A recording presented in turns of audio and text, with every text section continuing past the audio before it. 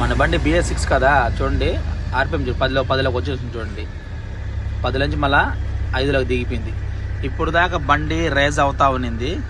Raise అవుతుంది, ఎందుకు అవుతుంది నేను ఒకసారి మెకానిక్ని అడిగితే, మెకానిక్ ఉండి అది సైలెన్సర్ ఏంటంటే ఆటోమేటిక్గా రేస్ చేసుకొని దాంట్లో ఉన్న డస్ట్ అంతా బయటికి పంపించేస్తుంది అని చెప్పన్నాడు మన మెకానిక్, షోరూమ్ మెకానిక్ ఆ మాట చెప్పాడు.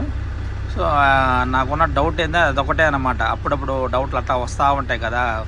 మనం సెన్సార్ బండ్లు తోలలా కదా, మనం తోలిన ఆల్రెడీ BS4 తోలుతున్నాం ఇంతకుముందు.